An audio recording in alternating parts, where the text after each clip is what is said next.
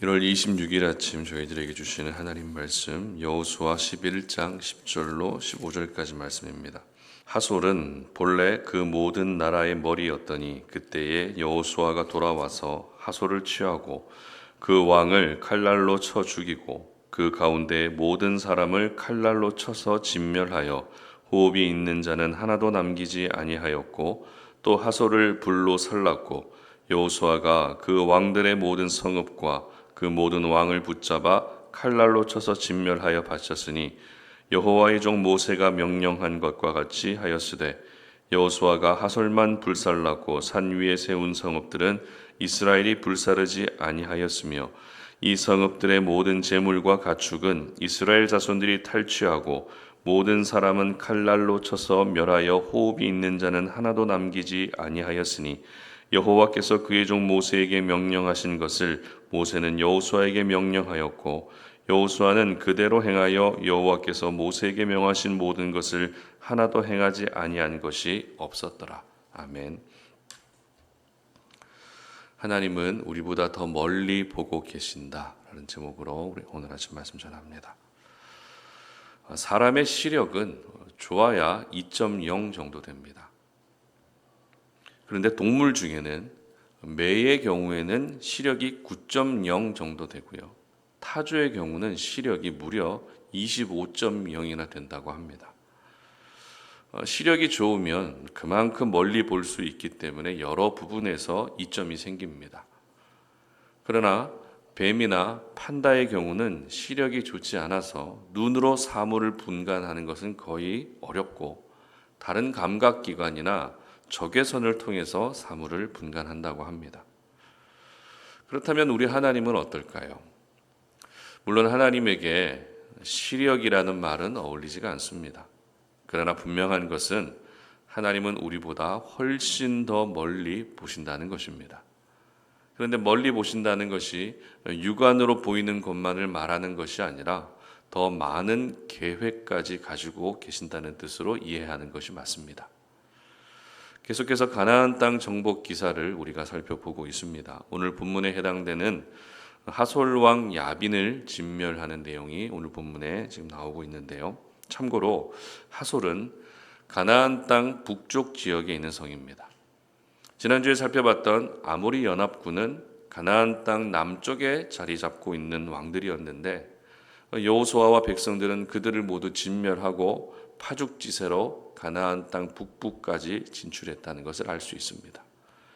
그 중에서도 하솔 왕 야빈의 존재감은 조금 남달랐는데요. 10절 말씀 읽어보도록 합니다. 하솔은 본래 그 모든 나라의 머리였더니 그때에 여호수아가 돌아와서 하솔을 취하고 그 왕을 칼날로 쳐 죽이고. 자, 하솔이 머리라고, 모든 나라의 머리라고 되어 있습니다. 무슨 말입니까? 그 중에서도 가장 강력한 왕이라는 것입니다. 그러나 아무리 강력하다고 해도 하나님이 앞서 싸우시는 가나안 정복 전쟁에서는 한순간에 먼지처럼 사라져 버립니다. 여러분, 우리가 하나님 앞에서 취해야 될 자세는 첫 번째도 겸손이고 두 번째도 겸손입니다. 아무리 내가 많은 것을 소유하고 있고 아무리 내가 많은 것을 할 수 있어도 하나님의 입김 한 번에 사라질 수밖에 없는 존재가 바로 우리들이기 때문에 이 사실을 인정하며 오늘도 하나님 앞에서 겸손하게 살아가는 것이 하나님 앞에서 취해야 될 가장 바람직한 자세입니다. 자, 그런데 하솔 왕 야빈을 죽이는 내용을 보면 왕을 포함한 하솔 사람들은 모두 죽이지만 가축과 재물은 진멸하지 않았다라고 기록합니다. 14절 말씀 읽어봅니다.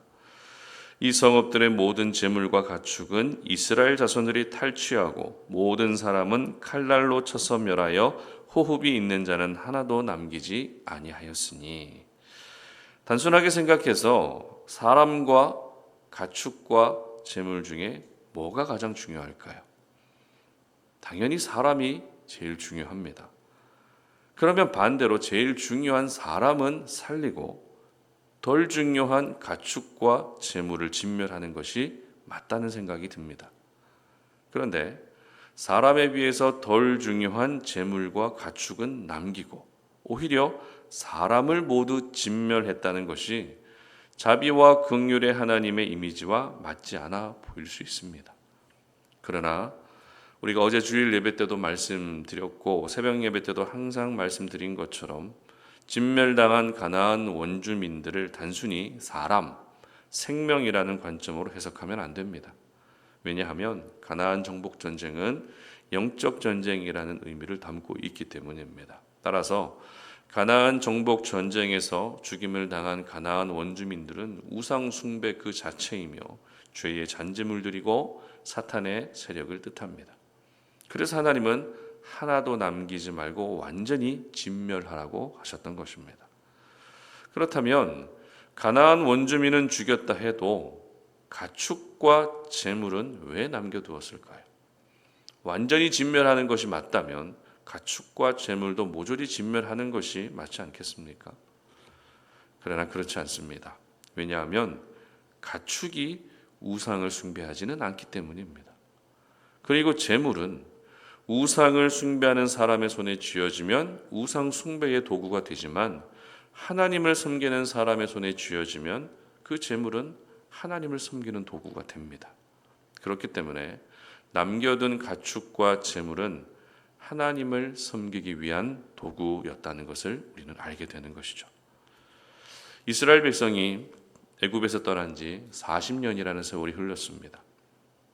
처음 애굽에서 나올 때 많은 가축과 또 애굽 사람들의 재물을 한가득 가지고 나오긴 했습니다.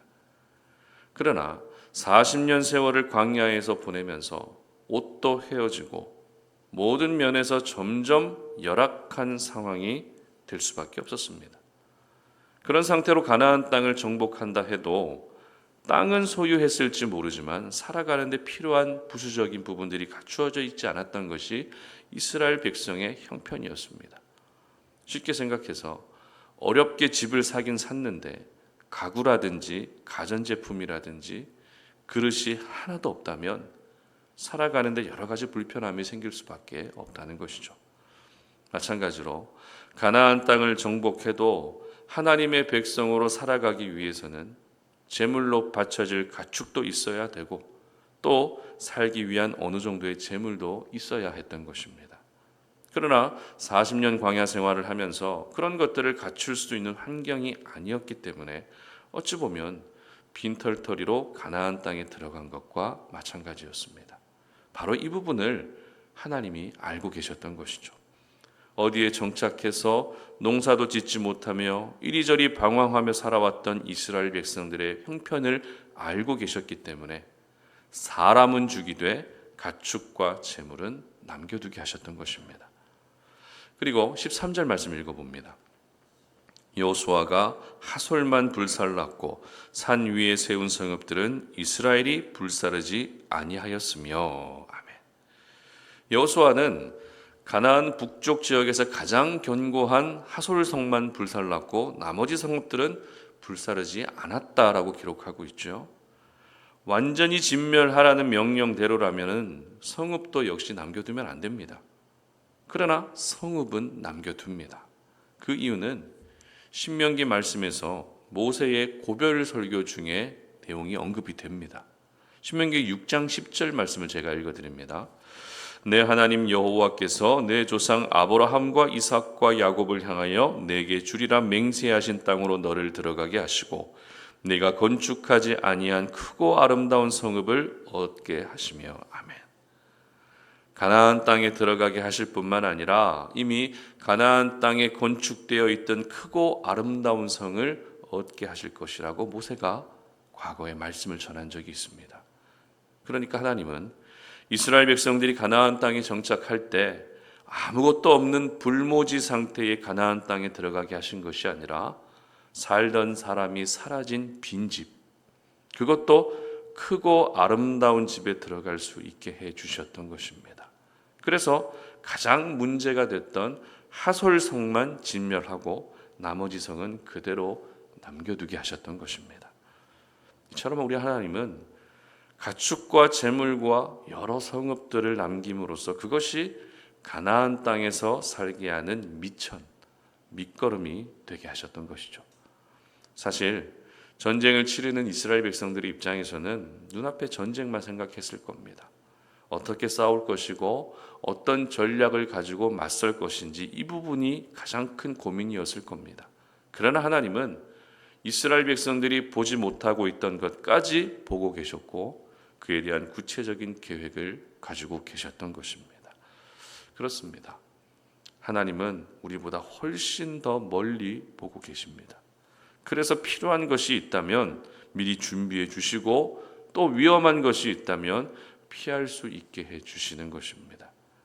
이렇게 우리보다 훨씬 멀리 보시는 하나님이 나의 아버지가 되시는데 하나님을 더 신뢰하고 하나님께 모든 것들을 맡겨드려야 되지 않겠습니까? 앞서 서두에서 사람은 시력이 좋아야 2.0이고 매는 9.0, 타조는 25.0 정도 된다고 말씀드렸습니다. 그러나 하나님의 시력은 측정 자체가 불가능합니다.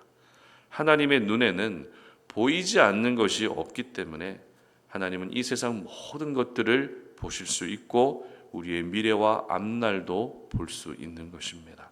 그러므로 우리보다 멀리 보시는 하나님이 우리의 삶을 가장 잘 인도해 주신다는 것을 오늘 이 아침에 믿고 나아갈 수 있었으면 좋겠습니다. 그리고 우리의 필요가 하나님으로부터 공급되고 채워진다는 사실도 기억할 수 있었으면 좋겠습니다. 그래서 내 눈에 보이는 것만으로 판단하지 마시고 나보다 더 멀리 보시는 하나님이 가장 정확하시기 때문에 우리 하나님에게서 절대 떠나는 일이 없는 그런 하루가 되시기를 주님의 이름으로 축복합니다. 함께 기도하겠습니다.